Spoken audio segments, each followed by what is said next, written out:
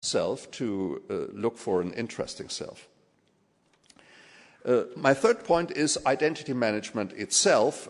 Identity management is a very technical term. If you look it up in the internet, if you Google that term, you will get very technical descriptions.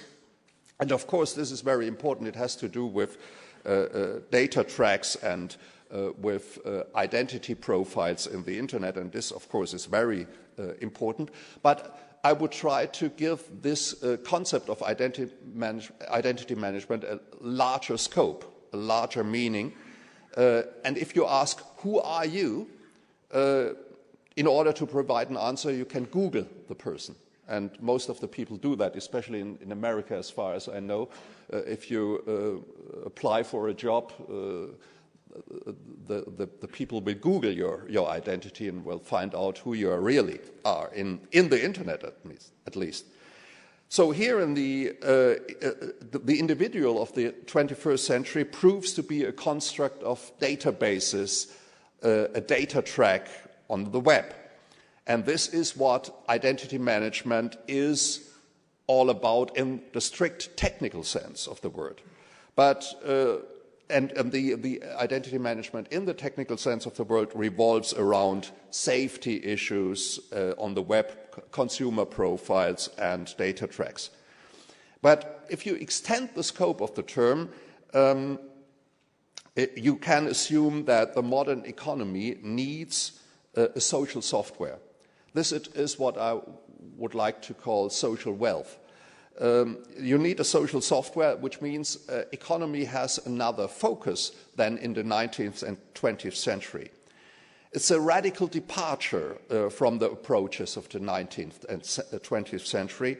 In the 19th century, the economy was perceived as an economics of money. And the economics of money was governed by the principle of scarcity.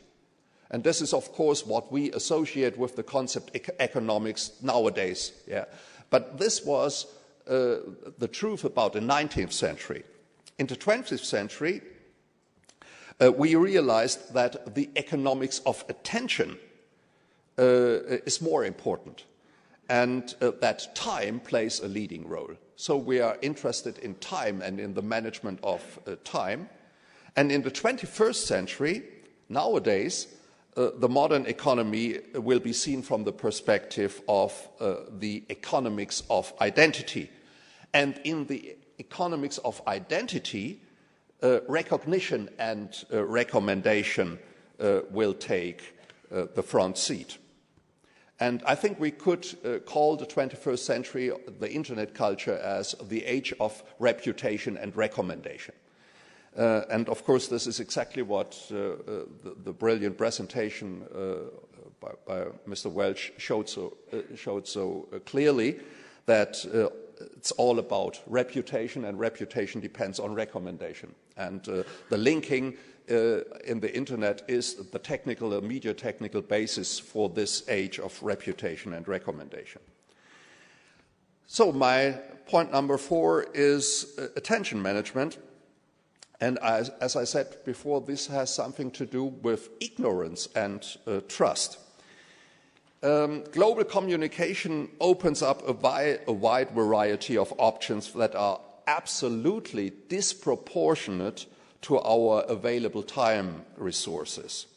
The fact that everyone can communicate with everyone else overloads our capacity of attention. Attention is a natural and scarce resource. You can't do anything about it. It's naturally scarce.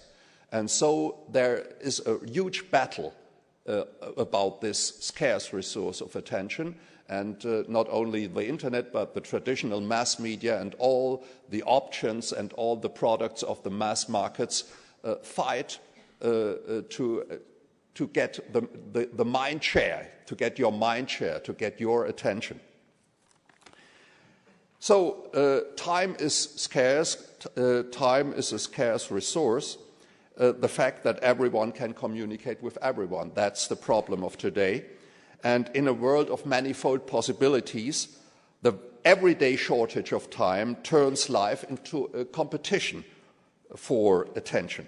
And therefore, attention management is crucial, and we have to deal with the problem of information overload every day. That's not a catastrophe, but it's an everyday problem, information overload. And therefore, the already cited American poet Donald Hall once said, information is the enemy of intelligence. I think this is very important to keep in mind. We have already realized that information is not the same thing as knowledge. And obviously, knowledge management is not the solution, the only solution for our problems, which are problems of orientation. So we have to look what we can do when knowledge management in the traditional form fails.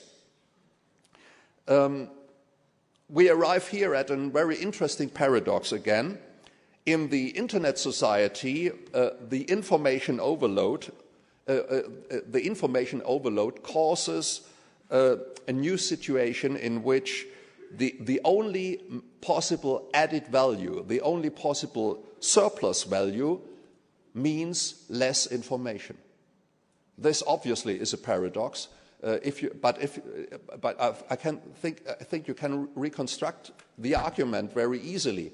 If information overload is an everyday problem, the only surplus value that you can offer to a person who is confused is a certain kind of less value, of less information. You have to offer less information and not more information.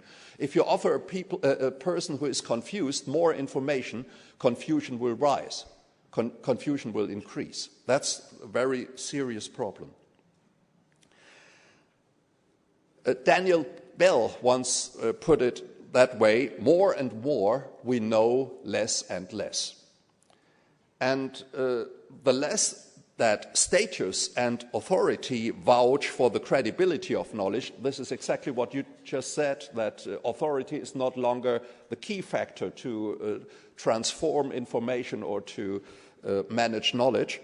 The less and less status and authority vouch for the credibility of knowledge, and therefore society has to rely on trust. Search engines are wonderful, of course, and we need them all day long. But search engines can't help you with the main problem. The main problem is you have to know what you want to know before you can start looking for it. And no search engine can help you with that problem. So obviously this has something to do with teaching, with us teachers. And this is a very interesting thing. And I'm not quite sure if you can solve that problem just with technical means. I'm not absolutely sure. Maybe it has something to do with what we call in Germany, with a very old-fashioned word, which is absolutely untranslatable, Bildung. You probably don't know what it means, but we also don't know exactly what it means, but it should be more than knowledge and information. My last point, point 5, is linking value. The most important surplus value added in the 21st century is linking value, and it has something to do with the logic of networks, so wonderfully explained by Mark Granovetter in his groundbreaking essay, The Strength of Weak Ties. It is the new media make up the domain in which we feel most clearly today the painful consequences of modernity. The evolution of the media and computer technologies is consummated without any consideration of our capacity to process the information and to deal with it. And this is why we need techniques that provide meaning, significance. That's indeed, that's the most important problem.